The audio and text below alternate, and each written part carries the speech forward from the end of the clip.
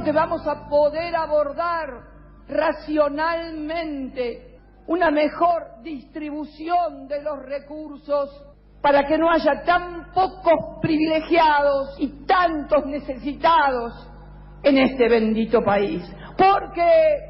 Porque si no discutimos estas cosas, por más que invoquemos a la gracia divina para que nos ayude, desde arriba nos van a decir: hermanos, esto lo tienen que hacer ustedes, que de arriba nunca viene nada en la historia de los pueblos. La desigualdad que el país tiene, cómo hay sectores opulentos y cómo hay sectores sumidos en el retraso. Y la realidad, creo que una de las causas por la que estas cosas nos pasan es que nos olvidamos de ser federales. Nuestra Constitución dice que el nuestro es un gobierno federal, pero la realidad indica que no lo es. Cuando uno cruza la General Paz, esa avenida de circunvalación que tenemos los porteños, que pone el límite de la capital federal con la provincia de Buenos Aires, y empieza a recorrer, y empieza a llegar al norte, uno se da cuenta cuánta desigualdad, cuánta injusticia hubo, cuánta riqueza se concentró en un lugar y cuánto olvido se puso sobre sectores de la Argentina. Digan que le van a eliminar la retención del trigo, que le expliquen cómo van a hacer para mantener el precio del pan, no a un precio internacional europeo, sino al precio de acá adentro.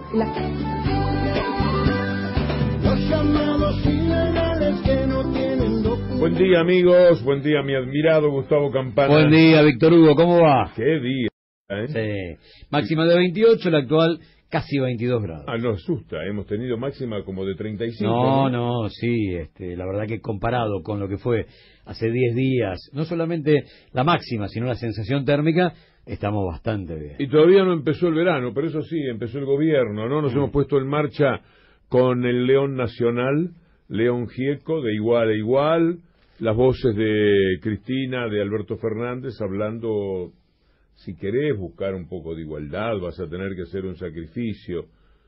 Y me parece que se ha puesto en marcha el gobierno con medidas absolutamente atinadas.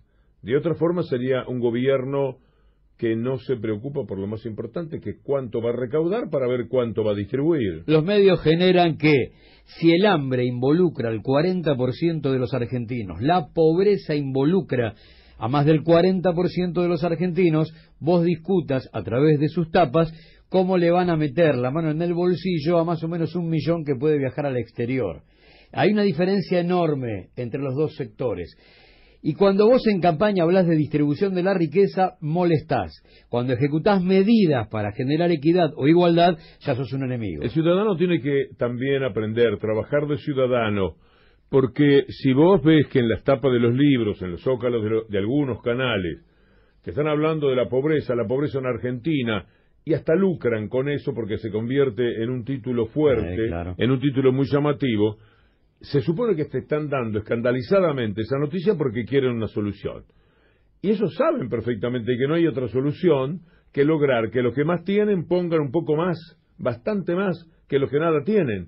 Esto es una cosa que va de la mano de la otra, pero en cambio, te dan la noticia del 40% de pobreza, etcétera, pero cuando vas a buscar los recursos para combatir esa pobreza, inmediatamente los diarios llamados hegemónicos, para mí diabólicos, ponen el grito en el cielo. Y el asunto es borrar el diagnóstico, o sea, no hacer balances. Acá no pasó nada en 4 años, entre 2015 y 2019, ya lo están adelantando algunos hombres de la actual oposición, diciendo: no le vamos a votar nada, ninguna emergencia, no dejamos tierra arrasada. No, sí, claro que hay tierra arrasada. Esto también es una forma más para negar el balance. Aquellos que pedían apoyo, y vaya si lo consiguieron en el comienzo del otro gobierno, que era el principio, el desastre nacional de la tierra arrasada que han dejado, y consiguieron ese apoyo y les parecía la cosa más republicana del mundo, ahora en el primer gesto antirrepublicano te dicen: no le vamos a dar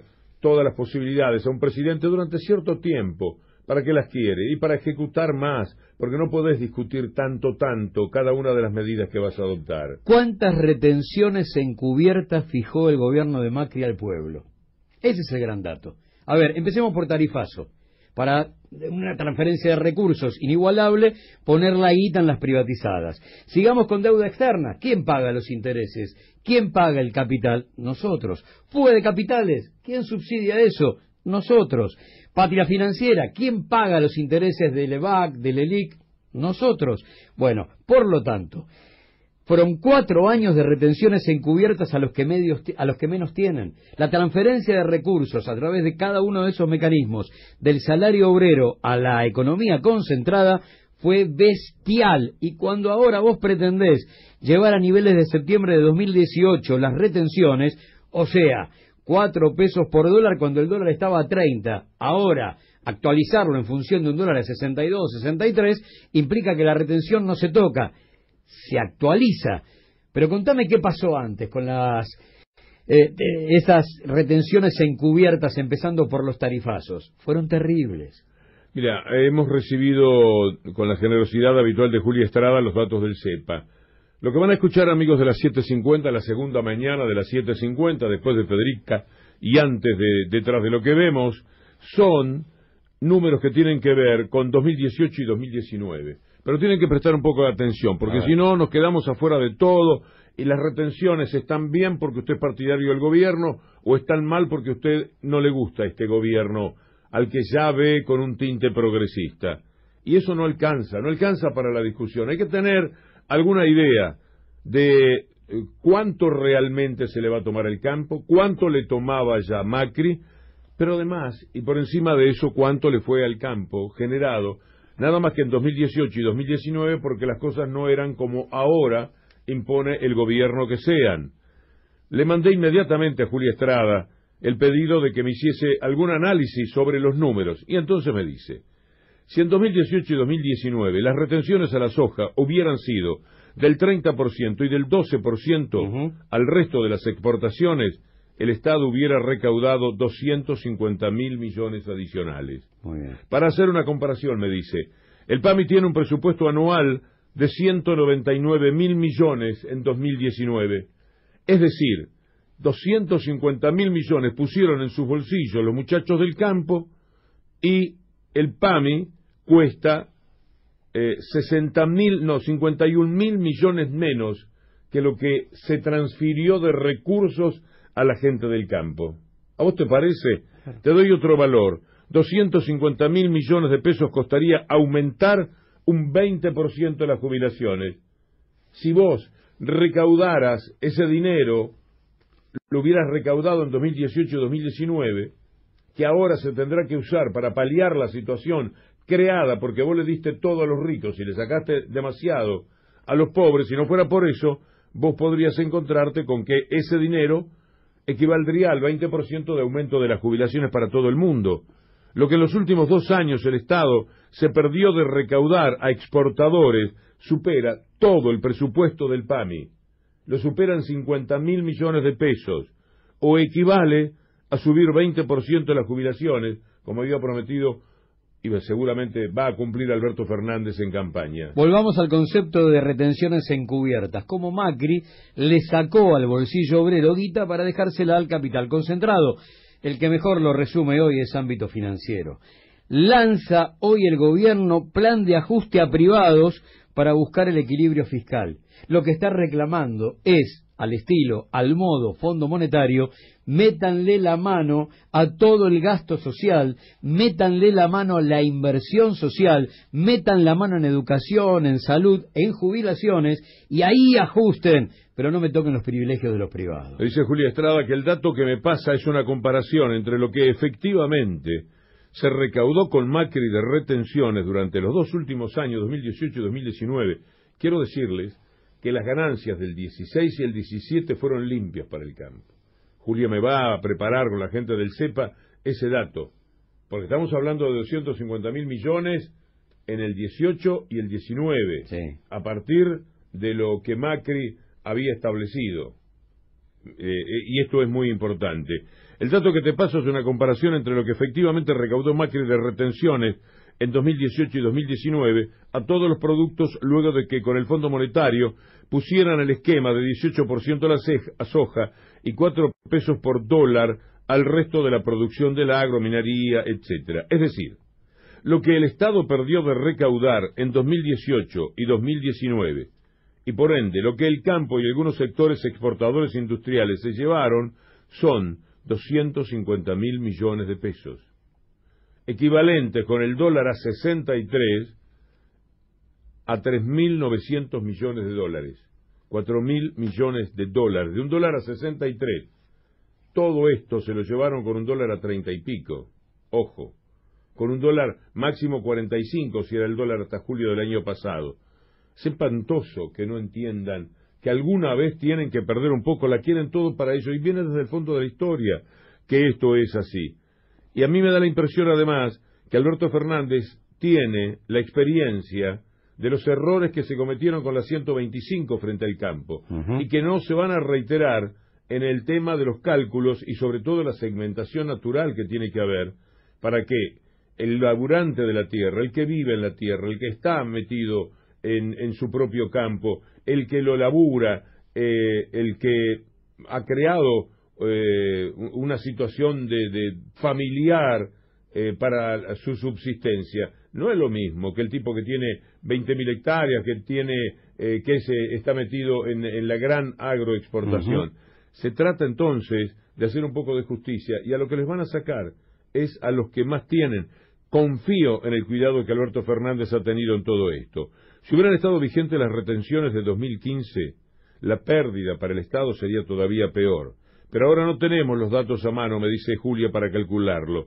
Lo van a hacer esta semana y yo le agradeceré muchísimo, porque es con estos datos que uno puede pensar. Muchachos, gente que dice, che, le sacan al campo, nos sacan a todos, le sacan ganancias a la gente, le sacan a cada uno de los empleados, le sacan dinero a la industria, a todo el mundo pone.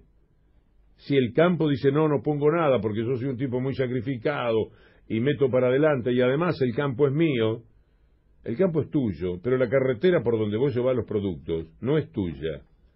Lo que te crearon de adecuación de ríos, lagunas, etcétera, no es tuyo.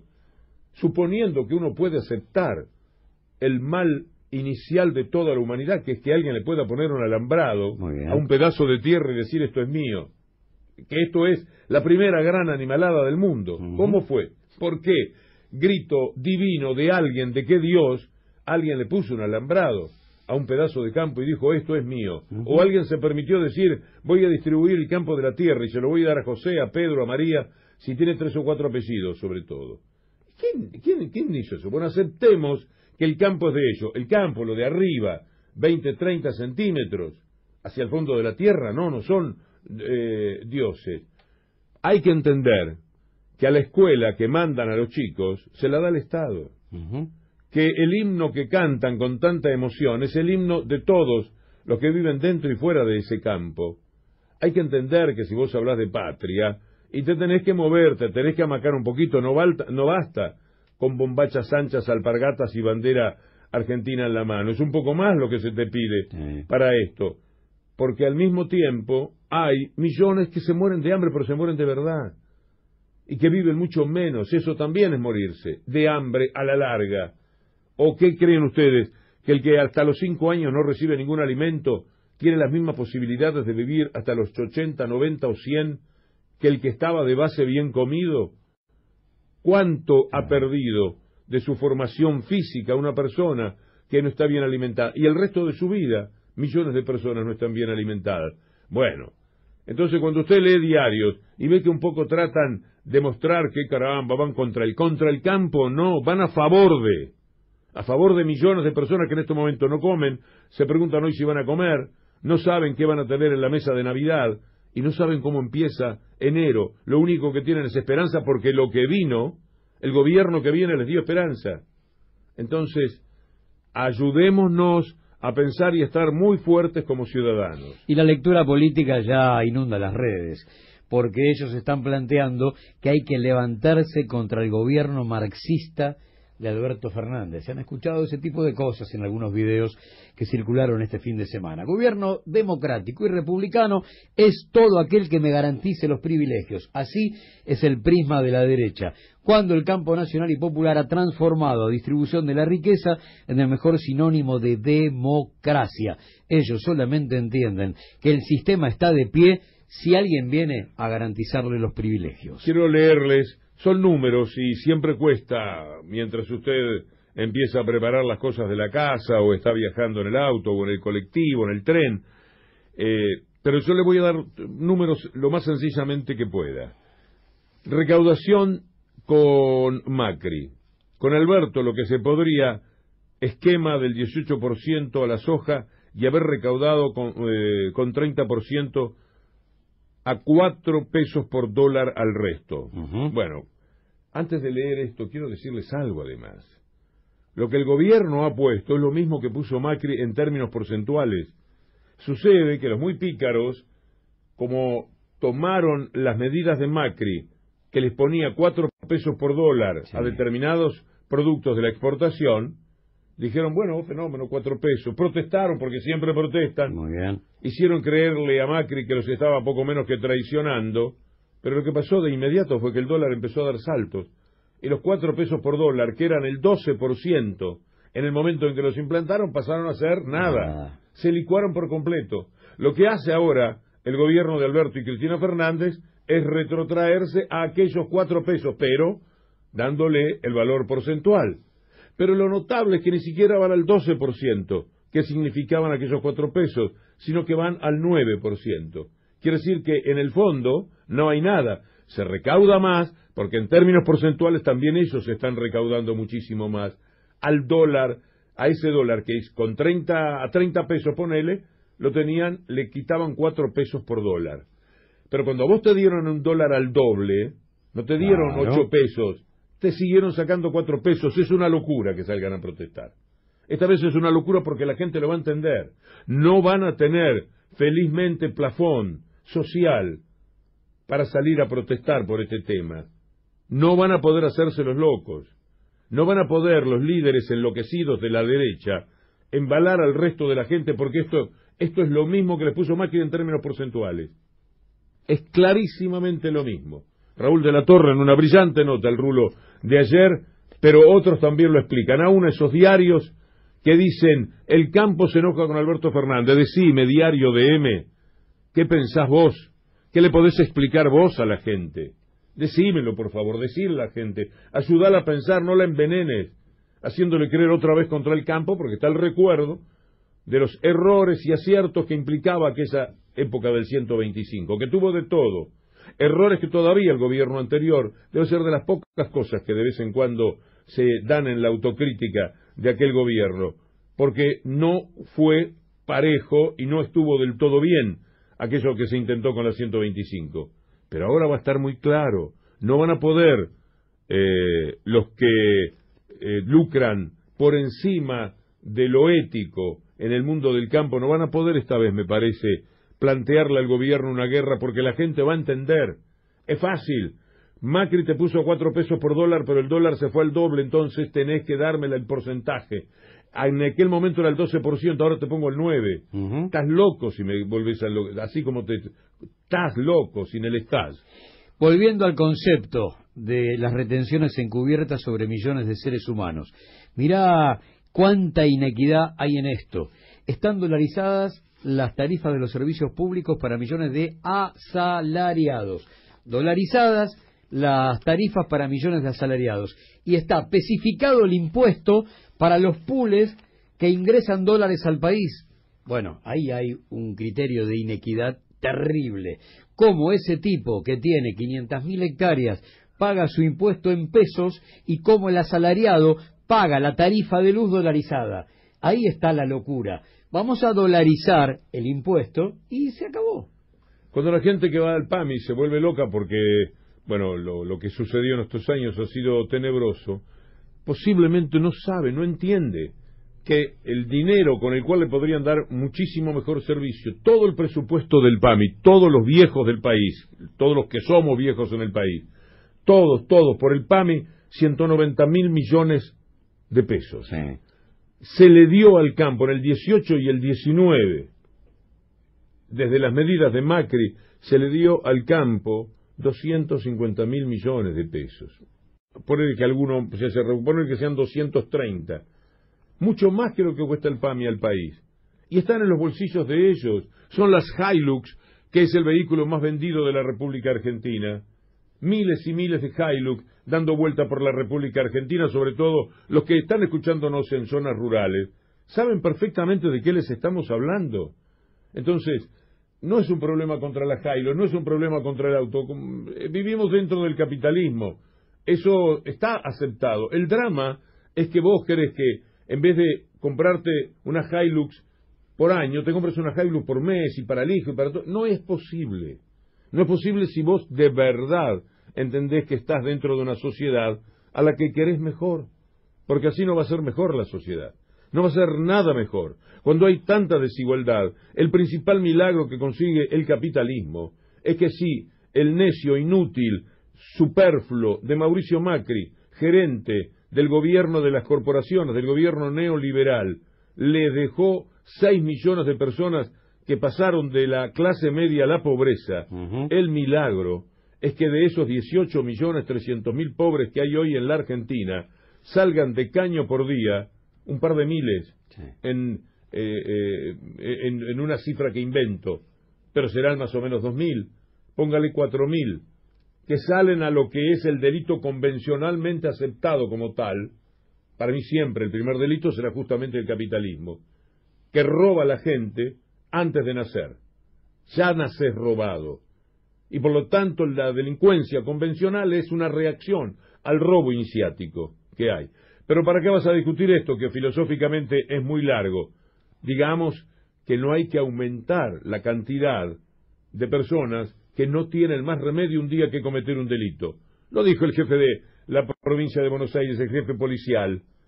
Dijo, nunca se vio un número tan grande de primeros delitos. ¿Qué es el primer delito? El tipo que nunca pensó que iba a delinquir.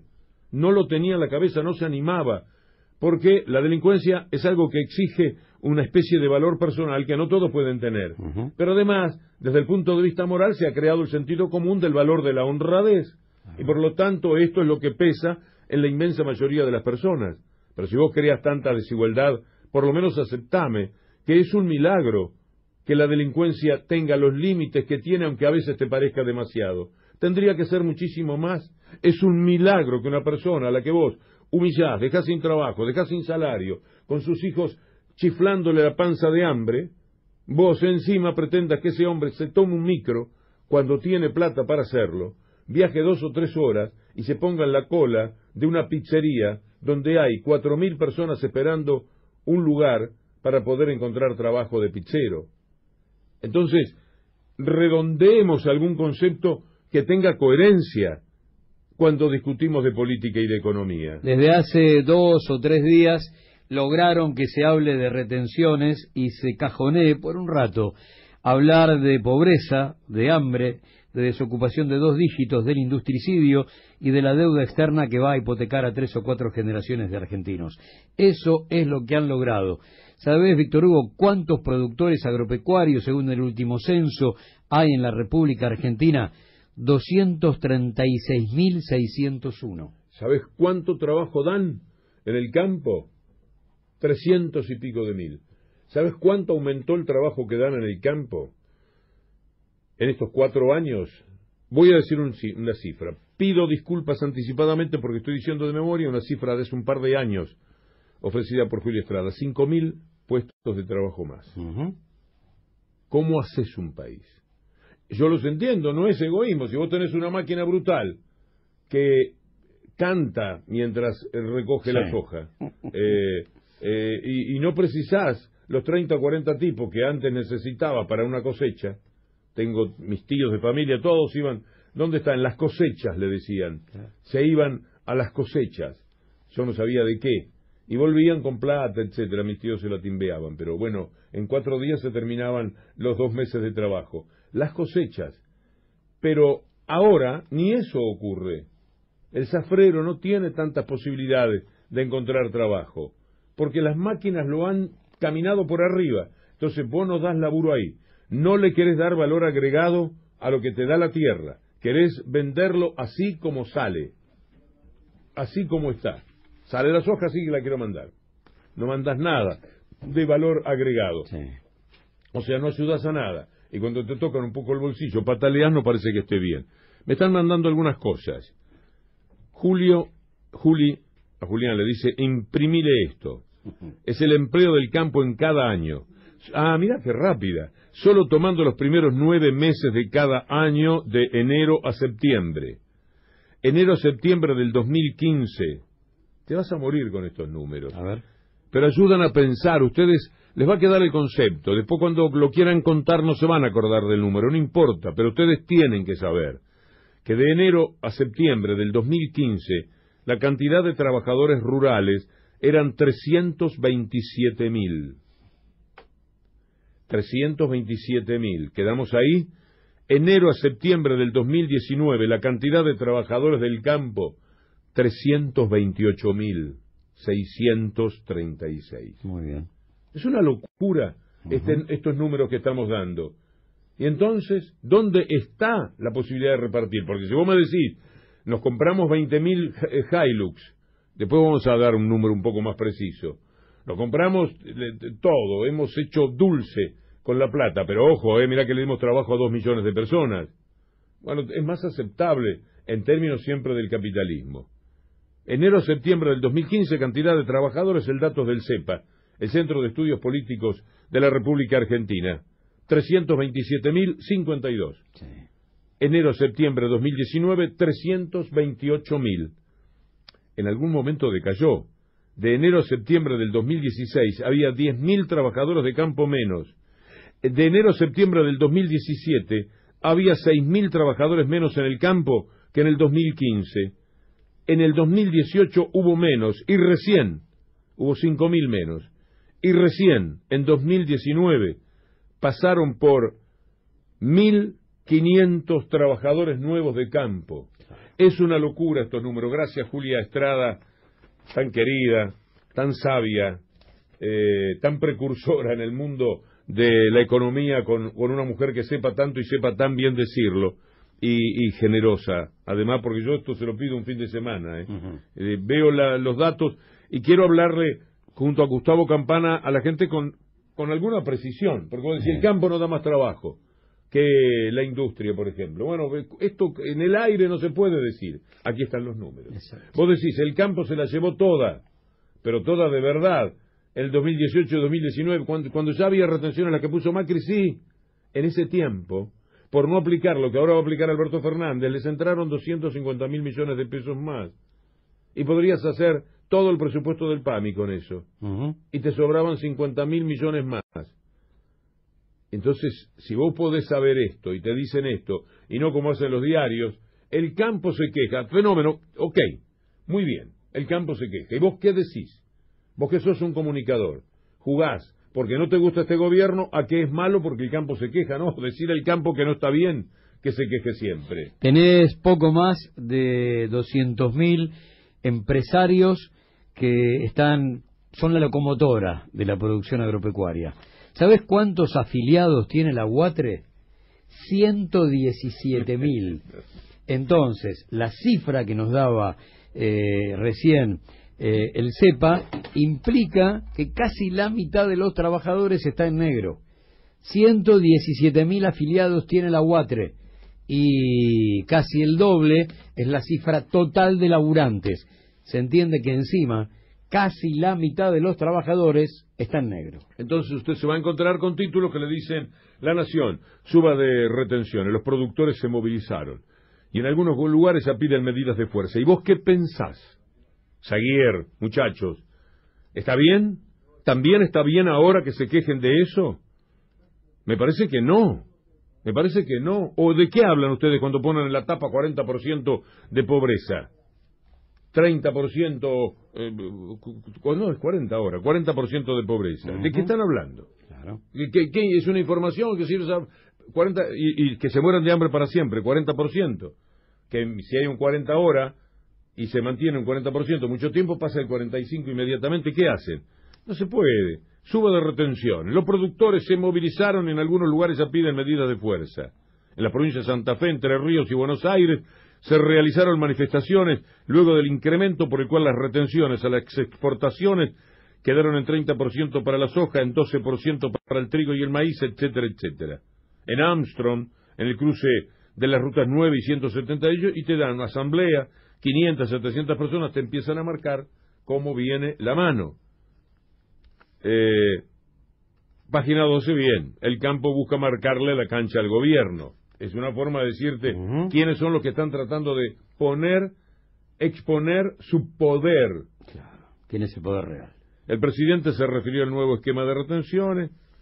Martín Granowski dice: Alberto Fernández no quiere una guerra con el campo, a tal punto que Alberto Fernández estuvo muy rápido para expedirse sobre una decisión de un juez, por lo menos raro, que se llama Carlos Villafuerte Russo, juez federal de San Nicolás, uno de los tipos que dijo que cuenta aquí Martín Granowski, yo no me acordaba.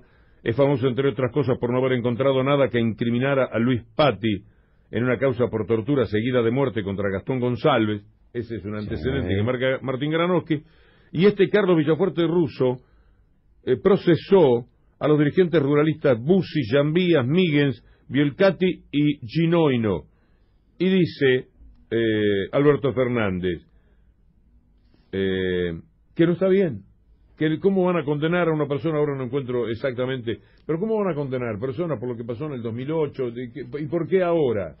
¿Qué pasó en estos 11 años que nada dijeron? Encima, digamos, jugando bastante a favor de todo eso.